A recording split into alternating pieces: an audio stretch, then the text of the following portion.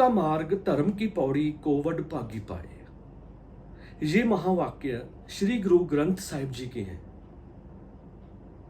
और मेरी तुच्छ बुद्धि के अकॉर्डिंग मीनिंग है कि जो संत लोग होते हैं, जो सत्य के राह पे खुद भी चलते हैं, धर्म के रास्ते पे चलते हैं और लोगों को भी सत्य के रास्ते पे, धर्म के रास्ते पे चलने के लिए प्रेरणा करते हैं, प्रेरित करते हैं। और जो लोग संत वाणी की रमज को समझ लेते हैं वो भाग्यवान होते हैं। इन दिनों जो संत प्रेमानंद जी को लेके विवाद चल रहा है वो भी इसी से रिगार्डिंग है कि उन्होंने कुछ स्टेटमेंट ऐसी दी कि जो सत्य है समाज में वो चल रहा है, लेकिन सत्य को कहना और सत्य को सुनना दोनों ही एक मुश्किल चीज है। सत्य को कहना भी मुश्किल है और सत्य को सुनना भी। और जो सत्य को नहीं सुन सके या नहीं टॉलरेट कर पाए, उन्होंने उनका विरोध भी किया। लेकिन ये तो हिस्ट्री है कि संतों का, अवतारी पुरुषों का विरोध होता आया है और होता रहेगा। मेरा कंसर्न वीडियो बनाने का ये है कि मेरा जो सब्जेक्ट है वो है ज्योतिष और एस्ट्रोलॉजी, और एस्ट्रोलॉजी भी सत्य पे ही बेसिस है। सत्य को दिखाना, सत्य को कहना और सत्य को सुनना एस्ट्रोलॉजी का ही एक पार्ट है। क्योंकि आज की डेट में सत्य को ना कोई कह रहा है ना ही सुन पा रहा है। क्योंकि मैं जब भी एस्ट्रोलॉजी की जो कंसल्टेशन देता हूं, मेरे पास जो भी लोग आते हैं, मैं उनको, मेरी कोशिश ये होती है कि मैं सत्य से उनको रूबरू करवाऊं। रिसेंटली ही मेरा एक एक्सपीरियंस मैं आपके साथ शेयर कर रहा हूं। क्योंकि मेरे पास जितने भी आजकल जो कंसल्टेशन के लिए लोग आ रहे हैं वो 60 अबव अपने रिलेशनशिप्स को लेके आ रहे हैं। और रिसेंटली जो मेरे पास एक कंसल्टेशन के लिए लड़का आया, उसने मुझे ये क्वेश्चन किया कि मेरा एक रिलेशनशिप चल रहा है, क्या आप मुझे बता सकते हैं कि वो मुझे चीट कर रहा है कि नहीं।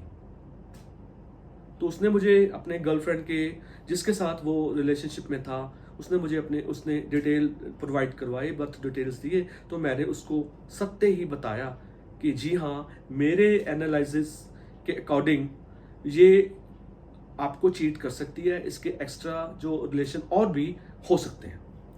तो उसने मुझे फिर काउंटर क्वेश्चन किया, क्या मुझे फिर इसके साथ कंटिन्यू नहीं करना चाहिए। तो मेरा उसको सवाल था, क्या आप मुझे अपने भी डिटेल्स प्रोवाइड कर सकते हो। उसने बोला जी बिल्कुल। उसने मुझे जब अपने बर्थ डिटेल्स प्रोवाइड किए तो मैंने उसको भी उसके बारे में सत्य ही बताया कि मैंने बोला कि आपके चार्ट में भी इस तरीके के ही जो प्लानिटरी कॉम्बिनेशंस हैं कि आप भी इसको चीट कर सकते हो। अच्छी बात ये हुई कि वो एक्सेप्ट कर गया कि हाँ, मेरे भी एक्स्ट्रा मैरिटल अफेयर है, क्योंकि मैं कनाडा में हूं और मैं कॉन्ट्रैक्ट मैरिज के बेस पे यहाँ पे आया हूं।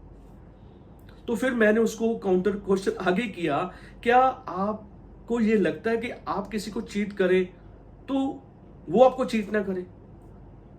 मेरा कहने का जो मतलब था कि आप जिस तरह की एनर्जी को फ्लो करोगे, जिस तरीके की आपके अंदर संस्कार होंगे, जिस तरीके की आपकी इंटेंशन होगी, उस अकॉर्डिंग ही आपके आसपास जो लोग भी आएंगे और उस तरीके की आपके साथ जो वातावरण बनेगा, जो आपकी कंपनी होगी, वो वैसी ही होगी।